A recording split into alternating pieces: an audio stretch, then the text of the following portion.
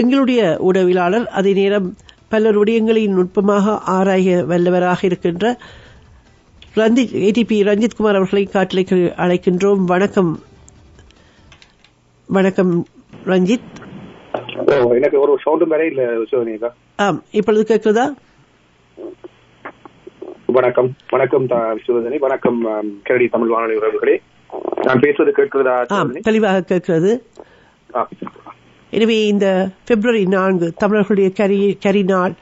ஆங்கிலேயரிடமிருந்து சிங்கள ஆட்சியாளர்களிடம் நாங்கள் பறிகொடுத்த எங்கள் அடிமை தேசத்தில் வாழ்கின்றவர்களாக உரிமைக்காக போராடுகின்ற இனம், இனப்படுகொலைக்குள்ளான இனம். எடுத்து வாருங்கள் இந்த பிப்ரவரி 4 பற்றிய விளக்கங்களோடு. இப்பொழுது சோதனை அவர்களே, நான் நினைக்கின்றேன் இந்த பிப்ரவரி 4 என்பதற்கு இப்பொழுது எங்களுக்கு ஒரு இருக்கிறது வரலாறு எனது வழிகாட்டி என்று. அந்த வகையில் நாங்கள் சற்று நான் நினைக்கின்றேன் 48 பிரித்தானியரிடமிருந்து சிங்களவர்களிடம் அந்த இலங்கையினுடைய அதிகாரம் கையளிக்கப்பட்டது என்பதற்கு அப்பால் அதற்கு முன்பு ஒரு 20-25 ஆண்டுகளுக்கு முதலிலிருந்து எங்கள் மீதான எதிர்ப்புகளும் எங்களோடு செய்து கொள்ளப்பட்ட ஒப்பந்த கிழிப்புகளும் என்பது நம்பெற்றிருக்கிறது என்பதை நாங்கள் பார்க்க வேண்டும், பின்னோக்கியும் பார்க்க வேண்டும். ஏனெனில் 48 எங்களுக்கு தொடங்கியதல்ல இது. அதற்கு முன்பதாக அவர்கள் பிரித்தானிய ஆதிக்கத்துக்குள்ளே இருக்கின்ற பொழுதே எங்களோடு சில ஒப்பந்தங்களை செய்து எவ்வாறு கிழித்தறிந்தார்கள் என்பதை நாங்கள் பார்க்க வேண்டும். அதனுடைய வரலாறு என்பது இப்ப நாங்கள் பார்க்கின்ற பொழுது 20ஆம் நூற்றாண்டினுடைய தொடக்கத்திலேயே தொடங்கிவிட்டது எங்களுக்கு எதிரானது. 1920 உங்களுக்கு தெரியும் மகேந்திரா ஒப்பந்தம் என்று ஒன்று செய்யப்பட்டது. அது 1920 நான் நினைக்கின்றேன் மேல் மாகாண சபையிலே ஒரு தமிழ் பிரதிநிதித்துவம், மேல் மாகாண சபைக்கு ஒரே ஒரு தமிழர் பிரதிநிதித்துவம் வழங்கப்பட வேண்டும் என்பதற்காக ஒரு ஒப்பந்தம் கைச்சாத்திடப்பட்டது. அது ஜேம்ஸ் பீரிஸுக்கும் சர் பொன் அருணாச்சலம் அவர்களுக்கும் இடையிலே 1920 இடம்பெற்றது. அது கிழித்தறியப்பட்டது. அதன் பின்னர் 1924 மாவட்ட சபை தொடர்பாக ஒரு அதிகாரம், நான் நினைக்கின்றேன் ஒரு ஒப்பந்தம். அது யாழ் மணிக்கூட்டு கோபுரத்துக்கு முன்னாலே இருக்கின்ற வைத்திலிங்கம் துரைசாமி அவர்களுடைய இல்லம் ஆகிய மகேந்திரா இல்லத்தில் எழுதப்பட்ட காரணத்தினால் பாரன் ஜெயதிலக் அவர்களுக்கும் நான் நினைக்கின்றேன் வைத்திலிங்கம் துரைசாமி அவர்களுக்கும் இடையிலே எழுதப்பட்ட அந்த ஒப்பந்தம், அதாவது சட்டசபை என்றிருந்த அந்த சட்டசபை உறுப்பினருக்கும் இணைந்து செய்த ஒப்பந்தம் தான் மகேந்திரா ஒப்பந்தம் என்பது. அந்த ஒப்பந்தம் கூட சிங்கள பேரினவாதத்தினுடைய எதிர்ப்பினால் கிழித்தறியப்பட்டது. அதன் பின்னர் தான் நாங்கள் பேசுகின்ற 48 இலங்கையினுடைய அதிகாரம் என்பது முற்றுமுழுதாக சிங்களவர்களுடைய சோல்பரி ஆணைக்குழுவின் கீழே அல்லது சோல்பரி ஆப்பின் அடிப்படையிலே அந்த விடுதலை வழங்கப்பட்டது என்று சொல்லப்படுகின்ற காலத்திலே அங்கே அதாவது சிங்களவர்களிடம் கையளிக்கப்பட்டதன் பின்னராக உங்களுக்கு தெரியும் 1948, 49, 48களிலே தான் உங்களுக்கு தெரியும் அதாவது டிஎஸ் சேரநாயக் அவர்கள் 48 ஈழத்து தமிழ் மக்களுடைய மலைய தமிழ் மக்களுடைய அதாவது அவர்களுடைய குடியுரிமையை பறிக்கிறார்கள். 49 அவர்களுடைய வாக்குரிமை பறிக்கப்படுகிறது. 50 மொழி பிரச்சனை உருவெடுக்கிறது. இவ்வாறு பல விடயங்கள் இடம்பெறுகின்ற பொழுதுதான் 55 உங்களுக்கு தெரியும் SWRD பண்டாரநாயக்க மாதம்பையிலே வைத்து சிங்களம் மட்டும் என்கின்ற சட்டம் தொடர்பாக அல்ல சிங்களம் மட்டும் நான் ஆட்சிக்கு வந்தால் சிங்களம் மட்டும் என்று நான் ஒரு சட்டத்தை இயற்றுவேன் என்று சொல்லி ஒரு ஆணையை மக்களிடம் பெறுவதற்கான முனைப்பிலே ஈடுபடுகிறார். ஆகவே இதற்கு சட்டம் சளைத்தவர்கள் எல்லாமல் ஐக்கிய தேசிய கட்சி 1956 கலனியிலே ஒரு மாநாட்டை நடாத்தி அங்கே அவர்களும் சொல்கிறார்கள் நாங்களும் தனிச்சிங்கள சட்டத்தை நிறைவேற்றுவோம் என்று.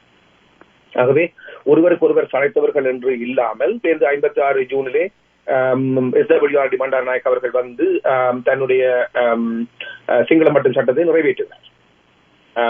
இவ்வாறு இடம்பெறுகின்ற பொழுதுதான் அதன் பிறகு இந்த நாட்டினுடைய நிலைமை மோசமடைகிறது. 57 பண்டா செல்வா ஒப்பந்தம் இடம்பெறுகிறது. அதுவும் கிழித்தறியப்படுகிறது. இந்த 58 உங்களுக்கு தெரியும் இலங்கையிலே முதல் ஒரு பேரினவாதிகள் தமிழ் மக்களுக்கு எதிரான ஒரு இன அழிப்பை தொடங்கிய ஆண்டு 58. ஆகவே அந்த 58 பின்னர் 65 ஐக்கிய தேசிய கட்சி வெற்றி பெற்று வருகிறது. வந்தவுடன் 65 பங்குனியிலே தந்தை செல்வாவும் டிஎஸ் சேரநாயக் அவர்களும் ஒரு ஒப்பந்தத்தை கைச்சாத்துகிறார்கள். ஆகவே அது 4வது ஒப்பந்தம், அதுவும் கிழித்தறியப்படுகிறது.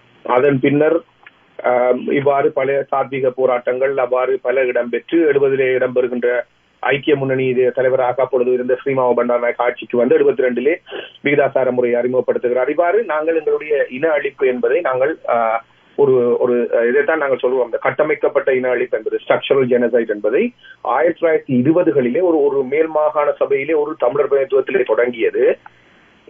அதாவது அவர்களோட கையிலே அதிகாரம் முற்றுமுழுதாக கிடைப்பதற்கு முன்னரே இதை தொடங்கிவிட்டார்கள். ஆகவே இவ்வாறு 1940களிலே நிலங்களை அபகரிக்கிறது, 50களிலே மொழிப்பறிப்பு, 60களிலே வேலைவாய்ப்பு புறக்கணிப்பு, 70களிலே கல்வியிலே அதாவது ஒடுக்குமுறை, இவ்வாறு பல விடயங்களை நாங்கள் பின்னோக்கி பார்க்க வேண்டியவர்களாக இருக்கின்றோம். இதனுடைய விளைவுதான் இந்த மாசி திங்கள் 4ஆம் நாள் என்பது இலங்கைக்கு அல்லது சிங்கள தேசத்திற்கு அது ஒரு விடுதலை நாளாக இருந்தாலும் தமிழர்களுடைய விடுதலை, அதாவது 20களிலே கட்டம் கட்டமாக பறிக்கப்பட்ட விடுதலை 48லே முற்றுமுழுதாக தமிழர்களிடமிருந்து பறிபோன நாள் என்றுதான் நாங்கள் பார்க்க. அவ்வாறு பார்ப்பது என்பதுதான் ஒரு சால பொருத்தமான ஒரு விடயமாகவும் இருக்கும் என்பதை நான் உங்களுக்கு சொல்கிறேன். இதிலே அதன் பிறகு உங்களுக்கு தெரியும், இப்பொழுது பல மாயைகள் எங்களுக்கு தோற்றுகிறது. இந்த இவ்வாறான மாயைகள் பலவற்றை 1994 இப்பொழுது நான் சொன்ன வரலாறு எல்லாம் நாங்கள் பிறப்பதற்கு முன்னர் இடம்பெற்ற வரலாற்றை நான் சொன்னேன். ஆனால் நாங்கள் ஒரு பள்ளி பருவத்திலே இருக்கின்ற காலத்திலே, நான் நினைக்கின்றேன் ஒரு 6-7ஆம் வகுப்புகளிலே படிக்கின்ற காலத்திலேயே நாங்கள் அமைதி புறாவை இலங்கையிலே கண்டோம். அப்பொழுது எல்லோரும் ஒரு மாயத்தை கண்டு இது எங்களுக்கு அமைதி கிடைக்க போகிறது என்கின்ற ஒரு நப்பாசையிலே நாங்கள் இருந்த காலங்களும் உண்டு. ஆகவே அது எப்படி போனது, அது 95லே தொடங்கிய பேச்சுவார்த்தையிலே எவ்வாறு எங்களுடைய உரிமைகள் மறுக்கப்பட்டு அந்த பேச்சுவார்த்தை முடிவடைந்தது என்பதெல்லாம் எங்களுக்கு தெரியும். ஆகவே அவ்வாறு நாங்கள் இதை தருவோம் அதை தருவோம் என்று சொல்லி வந்தவர்களே எதையும் தராமல், எழுத்து மூலம் ஒப்பந்தம் கைச்சாத்திட்டவர்களே அதையும் தராமல், இப்பொழுது நாங்கள் அண்மையிலே பார்த்து மிக நகைச்சுவைக்கான விடயம், மனதால் ஒருங்கிணைந்த ஒப்பந்தங்கள் எல்லாம் இடம்பெற்ற பொழுது கூட அது எவ்வாறு போனது என்பதும் எங்களுக்கு தெரியும். இவ்வாறு பல விடயங்களை நாங்கள் எங்களுடைய கடந்த கால வரலாற்றிலே பார்த்து கொண்டு வந்த எங்களுக்கு இது ஏதோ ஒரு புதிய மாய பிம்பத்திலே இடம்பெறுகின்ற இலங்கையினுடைய விடுதலை நாள் என்று அவர்கள் இப்பொழுது மாசி திங்கள் 4ஆம் நாளை அனுஷ்டிக்கப் போகிறார்கள். ஆனால் இந்த மாயைக்குள்ளும் நாங்கள் அகப்பட போகிறோமா என்கின்ற ஒரு கேள்வியை நாங்கள் எங்களுக்குள்ளே மனதில் எழுப்பி இதற்கான விடைகளை நாங்கள் பின்னோக்கி நகர்த்துகின்ற பொழுதுதான் நாங்கள் அதை காண முடியும் என்று நான் நம்புகிறேன். ஒன்று. இரண்டாவது விடயம் உங்களுக்கு தெரியும், இப்பொழுதே உங்களுக்கு நாடாளுமன்றத்திலே நீங்கள் 10 பேரும் தான் தமிழர்களின் பிரதிநிதிகளா என்று கேட்கின்ற அளவுக்கு ஒரு சில விடயங்கள் அல்லது வார்த்தை பிரயோகங்கள் இடம்பெறுவது துணிக்கிறது. ஆகவே இதெல்லாம் எவ்வளவு தூரம் நாங்கள் இப்பொழுது கொடுத்திருக்கிறோம் உங்களுக்கு ஒன்றே புரியும். உங்களுக்கு குறிப்பாக நாங்கள் வன்னி நிலப்பரப்பு எடுப்போம். வன்னி மாவட்டத்திலே ஒரு தேசிய அங்கே நாடாளுமன்ற உறுப்பினர்களுடைய எண்ணிக்கை அதிகம் உள்ள மாவட்டமாக இப்பொழுது வன்னி மாவட்டம் பார்க்கப்படுகிறது. ஏன் என்று சொன்னால் அங்கே இந்த என்பிபி என்று சொல்லப்படுகின்ற இந்த அரசாங்கத்துக்கு அவர்களுடைய வேட்பாளர்களே சிங்கள வேட்பாளர் வெல்லவில்லை என்பதற்காக தேசிய பட்டியலூடாக ஒரு சிங்கள உறுப்பினரை அங்கே தெரிவு செய்யப்பட்டு அவருக்கே ஒருங்கிணைப்பு தலைவர் பதவியையும் கொடுத்திருக்கிறார். அப்போ அவர்களுடைய அடிமனதிலே என்ன இருக்கிறது என்பதை நாங்கள் புரிந்து கொள்ள வேண்டும். மதங்களுக்கு நாங்கள் முன்னுரிமை கொடுக்க மாட்டோம் என்று சொன்னவர்கள் இப்பொழுது பௌத்தமாகவே இந்த ஒன்றை புரிந்து கொள்ள வேண்டும். அவர்களுடைய அடிமனதிலே இதே நீங்கள் இன்று பார்க்கின்றவர்களுடைய பழைய வரலாறுகளையும் நாங்கள் தட்டி பார்க்க வேண்டும். நாங்கள் ஒரு ஆழி பேரலையிலே எல்லா மக்களும் தங்களுடைய உறவுகளை இழந்து உடைமைகளை இழந்து அந்த தேசமே ஒரு நிலைகுலைந்து போன தருணத்திலேயே தமிழர்களுக்கு நிவாரணம் கொடுக்க கூடாது என்று சொன்னவர்கள் தான் இன்று ஆட்சிக்கு வந்திருக்கிறார். ஆகவே அவர்களுடைய அடிமனதிலே என்ன இருக்கிறது ஒரு அதாவது உலகமே நிலைகுலைந்து போன ஒரு தருணத்திலே கூட அவர்களுடைய நாட்டிலேயே பல கட்டமைப்புகள் பல மக்கள் சிங்கள மக்கள் உட்பட எல்லோரும் இறந்து அவர்கள் உறவுகளை துடித்த காலத்திலே கூட அவர்கள் நிலைகுலையாமல் இருந்த ஒரு விடயம் தமிழர்களுக்கு ஒன்றும் கொடுக்கக்கூடாது என்பது. அவ்வாறான விடயங்களை கொண்டுதான் இவர்கள் இருந்தார்கள். அவ்வாறான ஒரு கட்டமைப்பை உருவாக்குவதை கூட இவர்கள் எதிர்த்தார்கள். அதாவது தமிழர் தரப்பில் இருப்பவர்களையும் உள்ளடக்கி ஒரு கட்டமைப்பை உருவாக்குவது என்பது என்பதற்கு எதிர்ப்பு தெரிவித்தவர்கள் இவர்கள். ஆகவே இவர்களிடமிருந்து நாங்கள் எதை எதிர்பார்க்கிறோம் என்பதை நாங்கள் எல்லோருமே அவ்வாறான ஒரு எதிர்பார்ப்போடு எங்கள் மக்கள் இருக்கிறார்கள் என்று சொன்னால் அது அவர்கள் தங்களுடைய தலைவிதியை தாங்களே எழுதப் போகிறார்கள் என்பது தெரிகிறது இப்பொழுது. ஆனால் மறுபுறத்திலே நாங்கள் ஒன்றை சிந்திக்க வேண்டும். இவ்வளவு அனர்த்தங்களும் எங்களுக்கு எதிர்மறையான விடயங்களும் இருக்கிறது என்றும் தெரிந்து கூட தமிழர் தரப்பினுடைய நிலைப்பாடு எவ்வாறு இருக்கிறது என்பதை நாங்கள் பார்க்கணும். இப்பொழுது ஒரு சில நல்ல முயற்சிகள் எடுக்கப்படுகிறது, சில ஒருங்கிணைவுகள் முதற் புள்ளிகள் இடப்படுகிறது, வரவேற்கத்தக்க விடயம். ஆனால் மறுபுறத்திலே தோற்றும் நாங்கள் தோல்வி அடையவில்லை என்று சொல்லுகின்ற ஒரு தரப்பு எவ்வாறு அதனை பார்க்கிறது என்பதை நாங்கள் பார்க்க வேண்டும். என்றால் எல்லாவற்றையும் நாங்கள் ஒரு விமர்சனம் என்பதற்கு அப்பால் அது எவ்வாறு நடைமுறைப்படுத்தப்படுகிறது என்பதை நாங்கள் பார்க்க வேண்டும். நடைமுறையில என்ன நடக்கிறது. ஆகவே நாங்கள் அந்த மேசைக்கு வருவதற்கே நாங்கள் அங்கே ஒரு சில பேச்சுவார்த்தை சில விடயங்களை புரிந்து கொண்டு அவர்கள் செய்ய வேண்டும் என்பது நாங்கள் இப்பொழுது உரமாகவும் திடமாகவும் இருக்க வேண்டிய தளத்திலே நாங்கள் இருக்கின்றோம். அதை புரிந்து கொண்டு எல்லோரும் ஏதோ ஒரு பொது நிலைப்பாட்டுக்கு ஒரு புள்ளியிலே சந்திக்க வேண்டிய தேவை காலம் கொடுத்திருக்கிறது. அதாவது எல்லோரும் மனதளவிலே அதை உடன்பட்டார்களா என்பது அது ஒரு கேள்விக்குறியான விடயம். ஆனால் காலம் அவ்வாறான இடத்துக்கு நகர்த்தி இருக்கிறது தமிழர் தரப்பை. ஆனால் அந்த புள்ளியிலே நாங்கள் நகர்ந்து ஒருமித்து நாங்கள் செயற்படாவிட்டால் நாடாளுமன்றத்திலே இருக்கின்றவர்கள் நீங்கள் தான் தமிழ் பிரதிநிதிகளா என்கின்ற கேள்வியை எழுப்புகின்ற அந்த தொனியை நாங்கள் அதாவது அவ்வாறான விடயங்களை நாங்கள் சுயமளிக்க வேண்டியவர்களாக இருக்க போகிறோம்.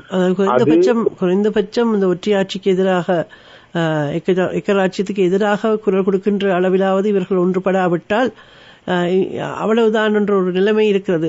அந்த இடத்தில் இப்பொழுது நீங்கள் ஒரு புள்ளியை தொட்டிருக்கிறீர்கள். ஏக்கிய ராஜ்யம் என்பது ஒற்றையாட்சி என்று சொல்கிறீர்கள். ஆகவே இதிலேயே கூட நான் ஒரு தனி விமர்சனமாக நான் சொல்லவில்லை. இப்பொழுது தமிழரசு கட்சியினுடைய பொதுத் தலைவராக வந்திருக்கின்ற CVK சிவஞானம் அவர்கள் சொல்கிறார் அது ஒற்றையாட்சி தான் என்று.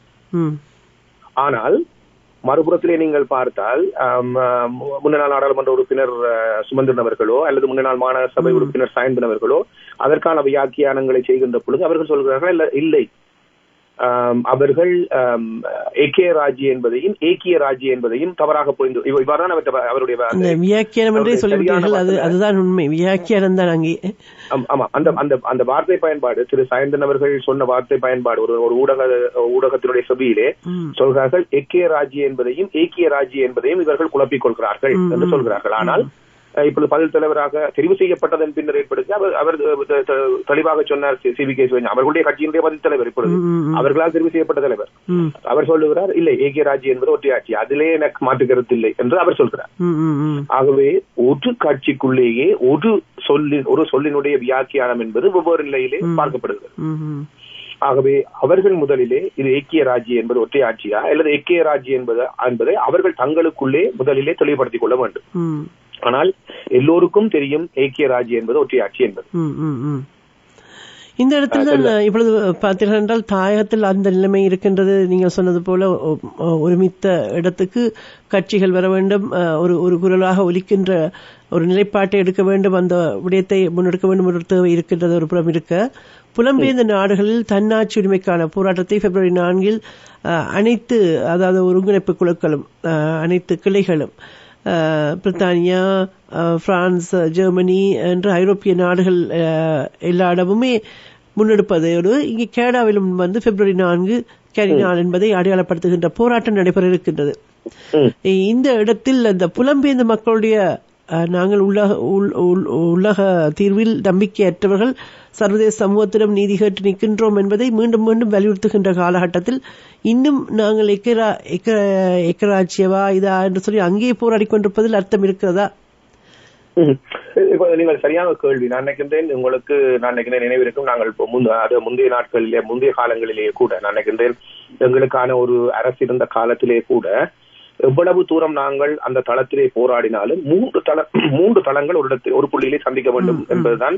சந்தித்தால்தான் நாங்கள் அனைத்துலக பரப்பிலே கூட எங்களுடைய அநீதிக்கு எதிரான நீதியை நாங்கள் பெற்றுக்கொள்ள முடியும் என்பதிலே நாங்கள் திடகாத்திரமாக இருந்த ஒரு சமூகம்.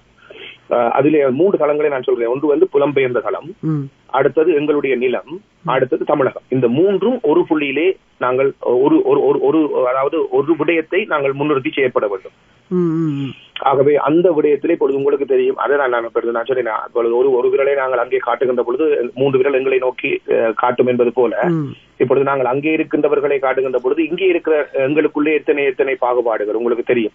கடந்த ஆண்டினுடைய தொடக்கத்திலேயே எங்களுக்குள்ளேயே பல விரிசல்கள், பல விடயங்கள், இதெல்லாம் ஒரு புலம்பெயர்ந்த சமூகத்தினுடைய சார்பு என்கின்ற விடயத்திலே எல்லாம் பேசப்பட்ட பொழுது இது எவ்வாறு அவர் நடந்தது எங்களுக்கான புலம்பெயர்ந்த மக்களுக்கே தெரியாத ஒரு விடயம் என்கின்ற வகையிலே நாங்கள் எங்களுக்குள்ளேயே நாங்கள் ஒரு போராட்டத்தை நடத்த வேண்டிய ஒரு துர்ப்பாக்கிய நிலைக்கு நாங்கள் தள்ளப்பட்டோம்.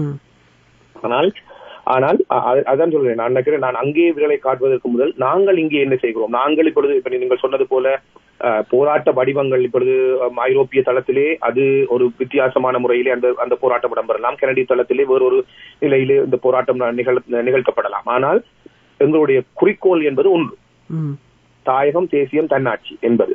அதாவது தமிழர்களுக்கென்று ஒரு தாயக பரப்பை கொடுக்க வேண்டும். நீங்கள் அது நீங்கள் எவ்வாறு அந்த அழகை மையப்படுத்த போகிறீர்கள் என்பது அது இலங்கையினுடைய அரசாங்கம் அல்லது அனைத்துலகத்தினுடைய ஈடுபாட்டோடு எவ்வாறு அந்த எல்லை நிர்ணயிக்கப்பட போகிறது என்பது ஒன்று.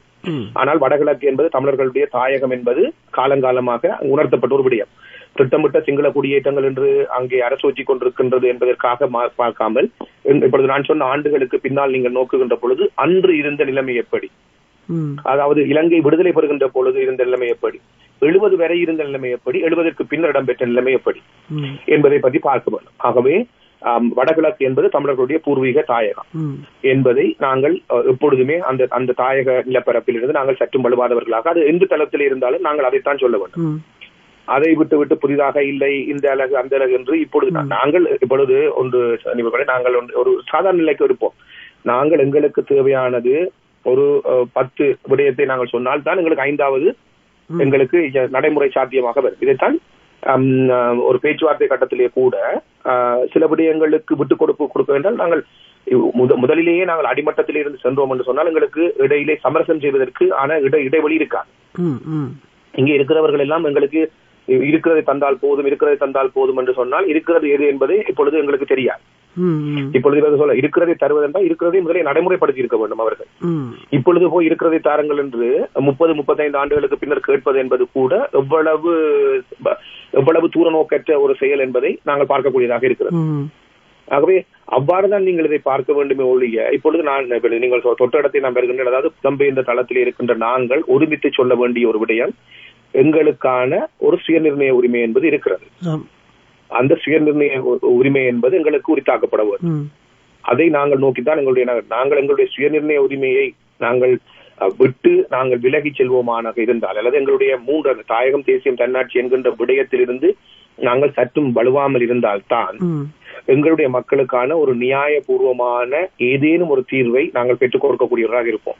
இதிலே நாங்கள் இந்த 3 விடயத்திலும் நாங்கள் சமரசம் செய்ய புறப்பட்டு விட்டால், அதாவது எந்த தளத்தில் இருப்பவர்களாக இருந்தாலும், அது மிகவும் பாரதூரமான விளைவுகளை எமக்கு எதிராகவே கொண்டு வரும் என்பதிலே எந்த மாற்று கருத்தும் இல்லை.